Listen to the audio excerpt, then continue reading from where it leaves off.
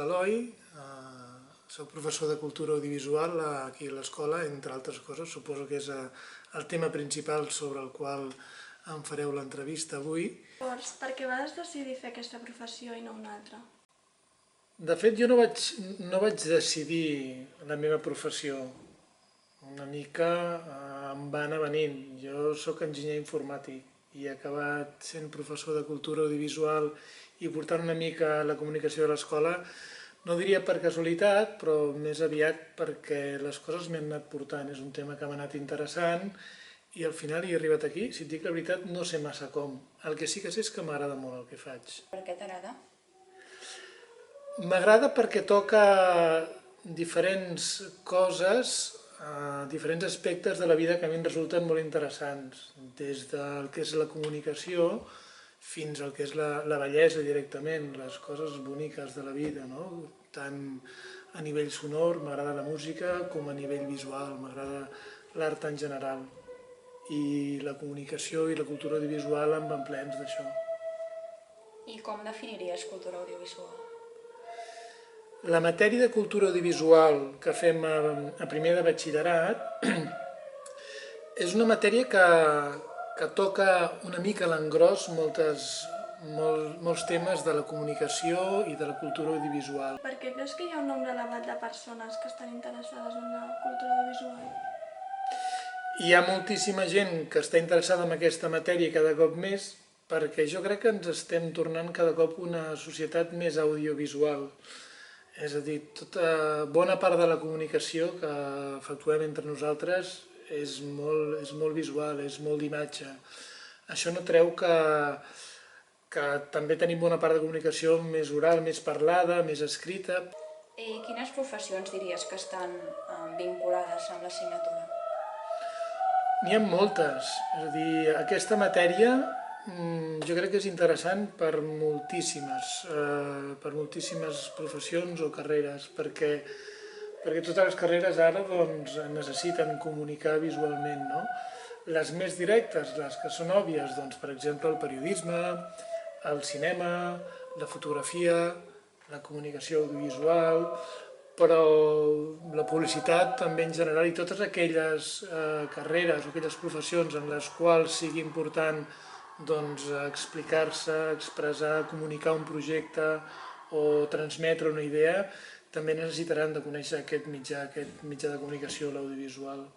Sabent quina és l'era tecnològica en la que estem avui dia, com creus que afectarà al cinema d'aquí uns anys? Home, és difícil de dir perquè la sensació que jo tinc d'aquests últims anys pel que fa al cinema és que tecnològicament i a nivell d'efectes especials ha evolucionat molt. I ha evolucionat tant que jo crec que ha arribat a un punt que dona la volta i ara ha tornat una mica endarrere. Jo tinc la sensació fins i tot que estem buscant tornar a l'autenticitat i el que eren els efectes especials i tots els efectes més tecnològics una mica van perdent pes. I pel que fa a la publicitat? Jo crec que en una línia molt paral·lela, no? També, és a dir,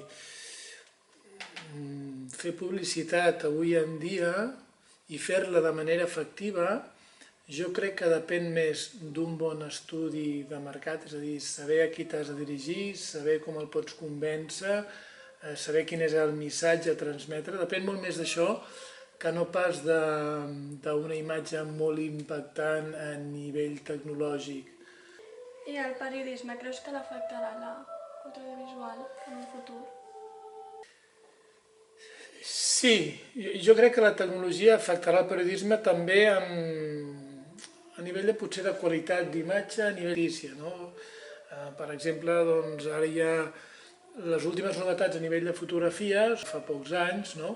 Són càmeres molt petitones a les quals hi pots acoblar òptiques, objectius, que abans només es podien acoblar en càmeres reflex que eren molt més pesades. Per tant, una càmera més lleugera que té les mateixes prestacions facilitarà molt més la feina a un periodista, per exemple, que estigui fent un reportatge en una zona bèl·lica, per dir alguna cosa.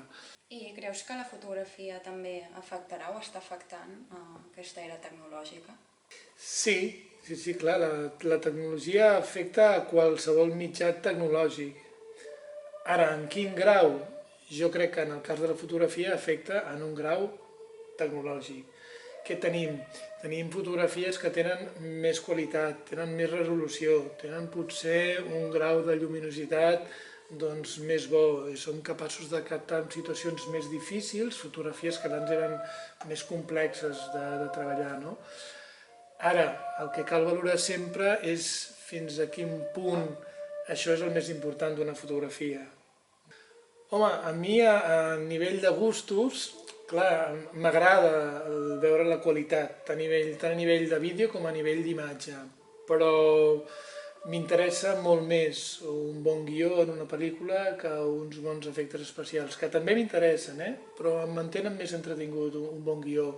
I a nivell de fotografia, que és complexa, que és difícil d'interpretar, que intueixes que hi ha un missatge al darrere, que és ambigua, que té doncs, una anàlisi més connotatiu, més profund, que no pas una fotografia que simplement és bonica o diguem que visualment és atractiva.